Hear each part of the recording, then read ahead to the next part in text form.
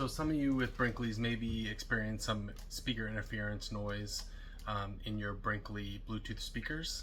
I've been in contact with Brinkley and they sent me a couple parts to try out. We're getting actually two different sounds, which I'll cut and show you guys. And what we're going to do is try to fix those today with the parts they've sent us. So what they've sent us is the dimmer switch here. This is right inside the door where your control panel is. We're just going to pop this out and replace it. It's got two wires, so it looks like a pretty easy install. The other is the Bluetooth controller. This is under the pass-through bay, so we'll install this one second. First, I want to show you the two different noises we're getting, and then we'll figure out if these fix them or if we need to mitigate it with some additional steps. So let's get started. So I've got my speaker hanging down here from the ceiling. This is the one in front of the television. You'll see why I have it disconnected in a second. As soon as I turn it on, the noise is pretty loud. But this is the first noise we're getting. One thing I figured out was that if I flip the microwave breaker off and then back on, it shuts this interference off for a little bit of time. Sometimes it's 30 minutes, sometimes it's 12 hours.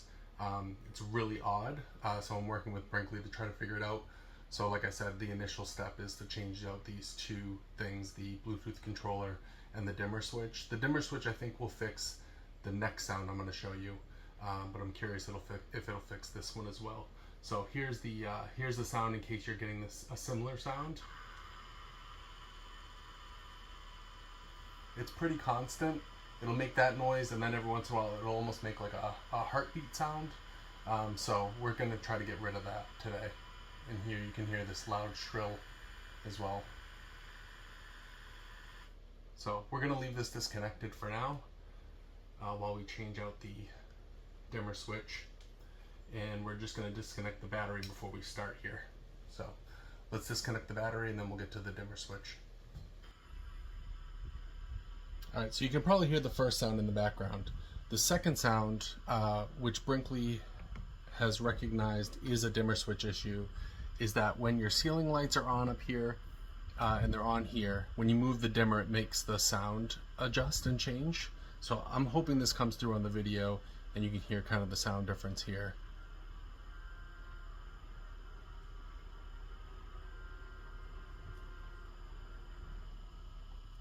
But again, it's only when you're moving this dimmer switch and only when it's on. So you can see nothing here.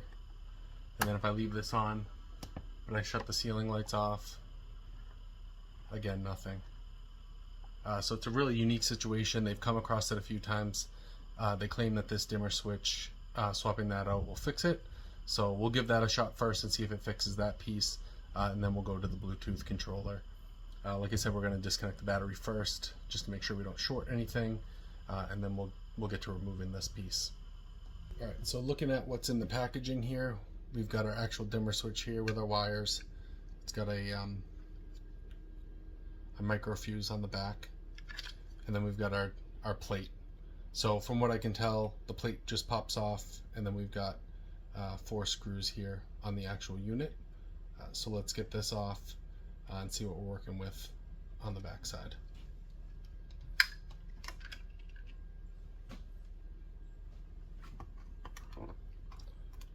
Again, these little pry tools work really well. They're $4 or $5 on Amazon or at Harbor Freight here.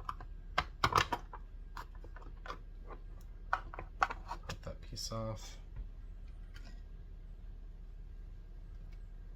Let's get these 4 screws out of here.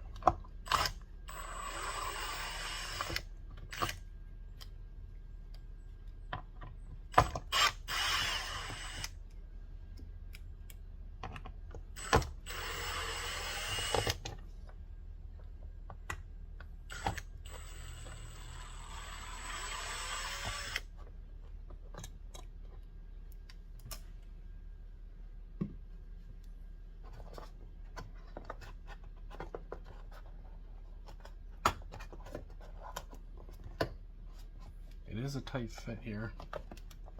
We might have to take, no we don't. Thought we might have to take the cabinet piece off, but it looks like we're okay.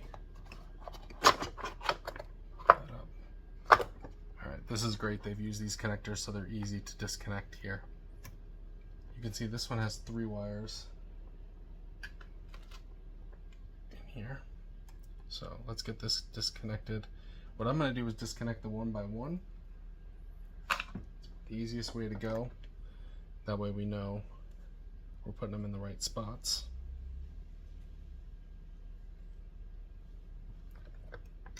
Let's start over here with our ground.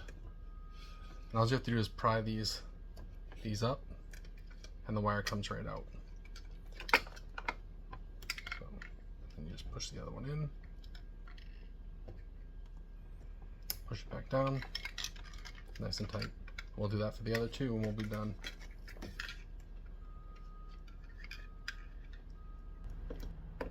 Alright, that's it. We'll tuck this back into the wall here. Make sure we don't pinch anything on the way down. These were tucked pretty nicely all the way down in, so make sure we get them down in the same spot here.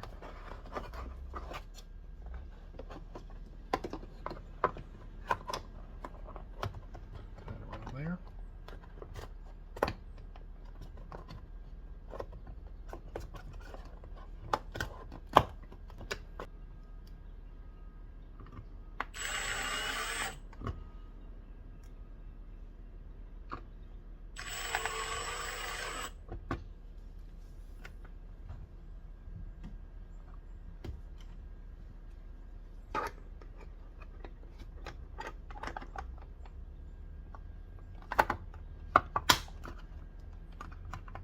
Alright, so it's off, the dimmer's all the way down.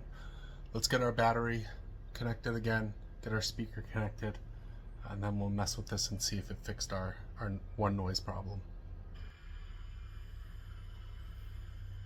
Alright, so you can hear it hasn't fixed our first noise problem, but I'm not too worried. We've got the Bluetooth controller to try to put in next. But let's see here, so we'll turn our ceiling lights on, mess with this up and down, no sound. Mess that on. And it's still making the sound. So let's see if we add the Bluetooth controller in, if it fixes it, if it's a combination of both. So we're in the pass-through bay here. Here's our Bluetooth controller. We're gonna remove this. It's got this little cover around it. You don't need to remove that. If you look at the actual piece, you can see on this side and a little bit on this side here, these things just kind of push in.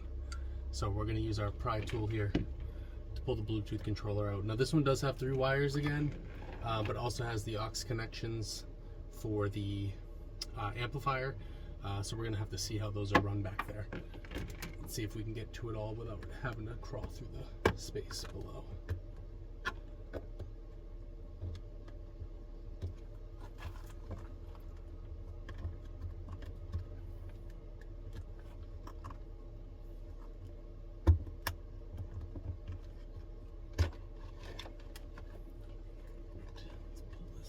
Here. It does take a little effort to wiggle these things out here. Alright, so we've got one set that was not connected. Remember that.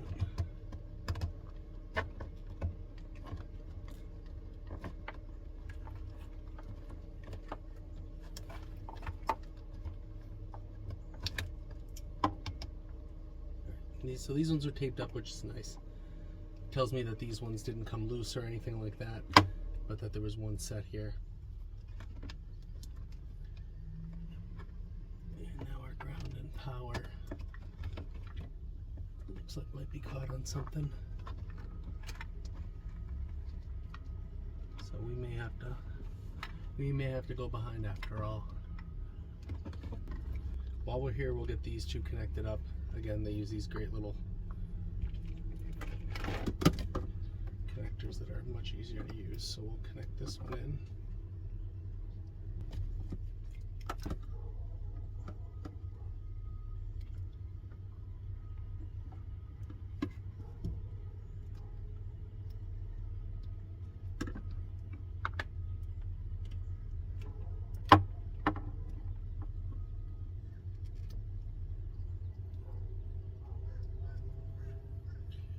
we've got our amplifier connected.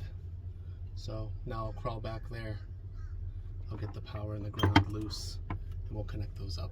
So to get behind this panel, I'm gonna take the screws off. There's 4 here on the side next to the bay door, and there's one kind of down here. You kind of can't see it here, but down at the bottom. So I'm gonna take those screws out, and this panel should be able to slide over and allow me access to the other 2 wires that I need. All right, I'm gonna try to hold this the best I can, but you can see that the power and ground kind of got tied up around the 110. So they're pulling on them a little bit. I don't think it's a big deal, but I'm gonna reroute them while I'm here. But I just wanted to show that as a possible issue. You know, if you're trying to get your Bluetooth connector out, that might be the issue. It somehow got routed incorrectly, kind of over the 110. So the 14.2 is kind of pulling on it there. So we'll reroute those. We'll get the controller squared away. You can see right here our connectors. We'll take them out real quick and we'll see if that's the issue. All right, so we got our new Bluetooth controller all wired up. I will say I need to correct myself. I said there was 5 screws in this. There's 4 on the little metal sill plate, but there's actually 3 longer screws like this in the felt area, kind of up here on the top corner, and then the back sides towards the middle of the bay. So you just look out for those as you pull them back. But let's get this pushed back in. We can see it's operating now, and we'll go inside and check on the sound issues and see if it didn't fix that.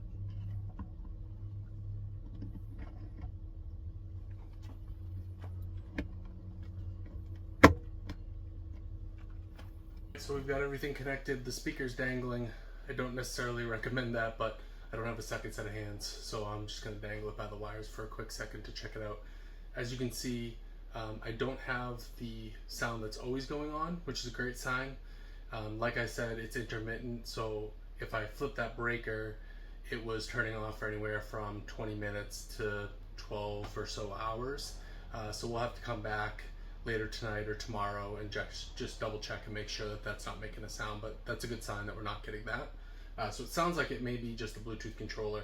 Now we're gonna attempt to turn the ceiling lights on and adjust the dimmer switch and see if we get any feedback there as well. Fingers crossed, I'm hoping we don't, and so that this one is done. So let's check it out. We'll put our ceiling lights on first. We'll turn the dimmer on. The dimmer is all the way low. No sound so far. And no sound. That's great. So thank you to Brinkley for giving us the parts. I don't think the dimmer switch had any effect on it, but you never know. I did replace it first. So without replacing the Bluetooth controller first with the old dimmer switch, I'd have no idea. But I'll keep the old parts for spares just in case, and then I can test swapping it out if it happens again. But for now, again, a big thank you to Brinkley for fixing it. If you have the same issues, contact Brinkley Customer Care. They were great walking me through all the different steps over the phone, sent the parts, they came in 2 days, and like you see, I was able to install them in less than half an hour, and it fixed our problem. So, thanks again.